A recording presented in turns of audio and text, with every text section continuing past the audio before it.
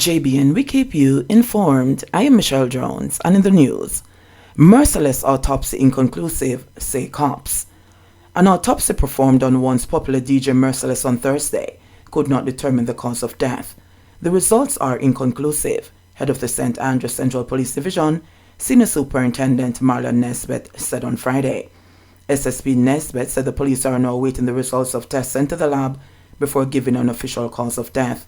The entertainer, born Leonard Barnsley, was found dead at a motel off Beechwood Avenue in St. Andrew on July 19, hours after he complained of not feeling well. A representative of the motel confirmed that the entertainer was found dead in a room by staff members. The representative said Bartley had checked into the motel alone.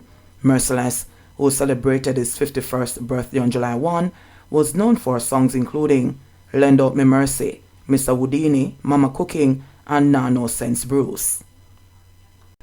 Maitland's attorney finds bloodstain evidence interesting.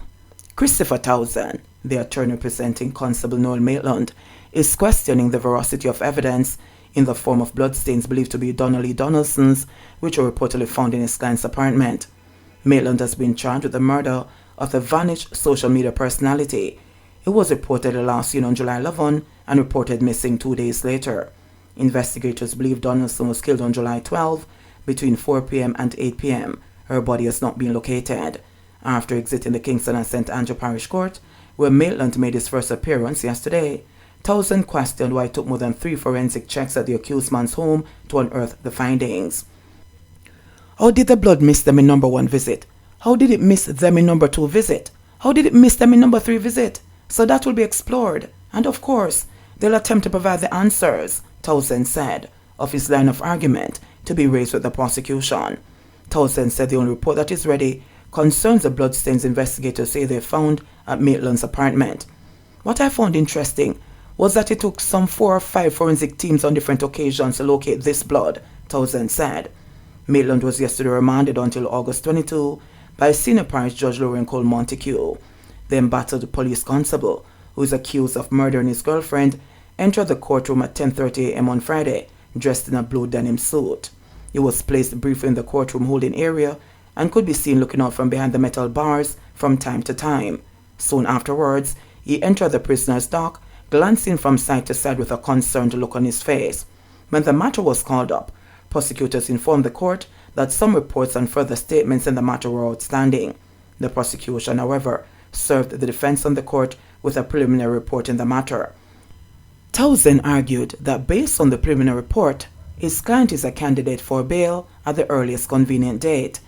I've read the preliminary report, and I do believe that under these circumstances, ma'am, that bail application really ought to be heard, he told the court. Judge Cole Montague said the preliminary report was voluminous and noted that August was a peculiar month because there are administrative functions that must be attended to. This court has no objection in hearing the application, she said. However, a fingerprint order was made. Trespassing dispute ends in murder, man charged. A St. Elizabeth man has been charged with murder after a dispute over trespassing escalated into a physical confrontation in Fullerswood District, St. Elizabeth on July 8. Charges Nicholas Hutchinson, 42, a construction worker of Arlington District in the parish. Reports from the Black River Police are that at about 9 a.m., 60-year-old Oswald Valentine confronted Hutchinson, who he claims was trespassing on his property. They got into a physical altercation when Hutchinson used the machete to chop Valentine several times on the head, killing him. Hutchinson then sought medical attention for superficial wounds on the hand when the police were alerted. After a short conversation with the police, Hutchinson led lawmen to the property, where Valentine's body was found lying on its back with multiple wounds to the head. Hutchinson was charged on Wednesday, August 10, after a post-mortem examination was carried out. He'll be arraigned on Monday, August 15. Soldiers and motorists injured in fiery St. James crash. 2 Jamaica Defence Force soldiers were among 3 people who were seriously injured in a 3-vehicle accident in Montego Bay, St. James on Friday.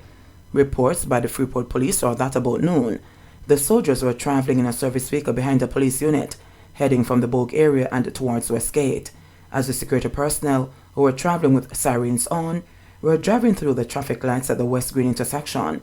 A Delta motor car traveling from West Green entered the roadway and collided with the JDF vehicle and a Toyota Fielder motor car. The impact resulted in the JDF vehicle overturning, and the Delta motor car immediately burst into flames.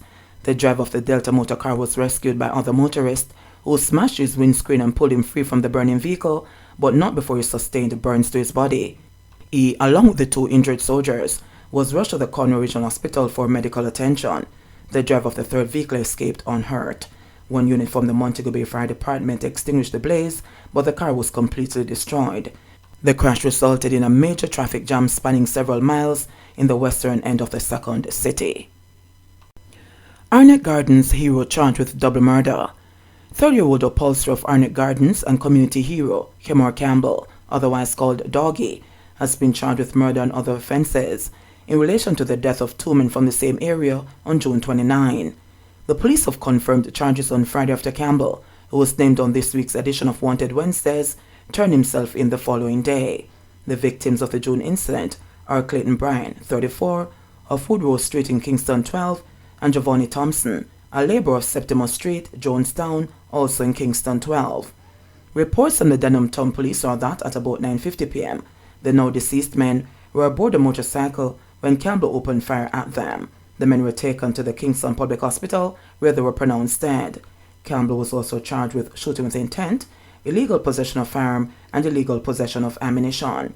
Campbell was praised as a hero after rescuing a Jamaica Public Service JPS contractor who was being electrocuted on top of a light pole in Trenchtown in February. The JPS contractor later died from his injuries. Man on bail for gun charges shot dead in Ocho-Rios. A man was on bail for gun-related offences was shot dead by a gunman along a section of the Ocho-Rios Main Road in St. Anne on Friday. He has been identified as 26-year-old Kerik Kudrat. Another man who was shot in the incident has been hospitalized. Reports are that shortly after 12 a.m., Kudrat and the man were pounced upon by the lone gunman who opened gunfire shooting them. They were assisted to the hospital, where Kudrat died and the other man admitted in serious condition. Kudrat was reportedly on bail for the offences of illegal possession of a firearm and wounding with intent at the time of his murder. He was before the St. Anne Circuit Court on those charges. Police in Green Island, Hanover, says indigent in area. 2 persons in need of assistance who reside in areas policed by the Jamaica Constabulary Force JCF officers who work out of the Green Island Police Station in Hanover were made much happier individuals on Wednesday, August 10, as they were presented with gift packages filled with foodstuff and other household necessities, courtesy of the Green Island Police Officers Outreach Program. The packages were presented to Ashton Shakes, who lives in the Cove area and is blind, and Merlin Thompson, who resides in the Dixon Wharf area and whose daughter and 2 grandchildren were murdered back in 2018. In an interview following the presentations, Inspector of Police in charge of the Green Island Police Station, Mervyn Hodges, explained that while the Hanover Police implement an outreach program through their Lucy headquarters, the officers in the Green Island Station found it necessary to do a program of their own based on their experiences in traversing the 37 communities under their policing jurisdiction.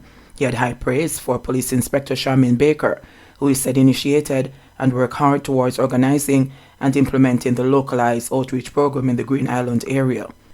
It arose out of the needs we identified during our policing of the 37 communities under our jurisdiction, where we observed that there are several indigent residents in some of these communities, he stated. He pointed out that, whereas the outreach program started in 2018 with a grant assistance program launch, activities under the program slowed down shortly after, as it was affected by the arrival of the COVID-19 pandemic.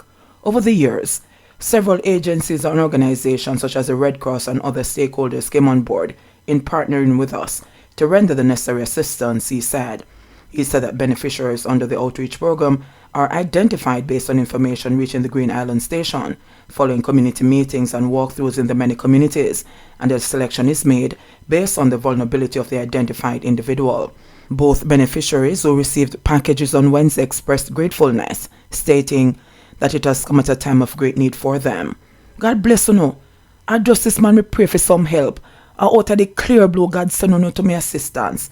This will make me feel stronger, Sheikh stated on receiving his package. 183 new COVID-19 cases, 2 more deaths. Jamaica on Friday reported 183 new cases of COVID-19 and 2 more virus-related deaths. This brings the total number of cases recorded on the island since the start of the pandemic to 147,908 and the death toll to 3,221. Of the newly reported cases, there were 113 females and 70 males with ages ranging from 1 day to 108 years. The cases were recorded in Kingston and St. Andrew 58, St. James 13, St. Anne 9, St. Catherine 43, Westmoreland 5, St. Elizabeth 10, Trelawney 3, Clarendon 16, Manchester 7, Portland 4, Hanover 1, St. Thomas and St. Mary 7 each. Meanwhile, the latest fatalities are an 88-year-old male from Kingston and St. Andrew who died in August 2022 and a 71-year-old male from Kingston and St. Andrew who died in August 2022. According to the latest statistics from the Ministry of Health and Wellness, the country also recorded 90 new recoveries, bringing the total number of recoveries to 94,999. The country's positivity rate from the latest batch of testing is 23.7%. There are confirmed 1,314 active cases on the island. Approximately 126 patients are hospitalized. JBN, we keep you informed.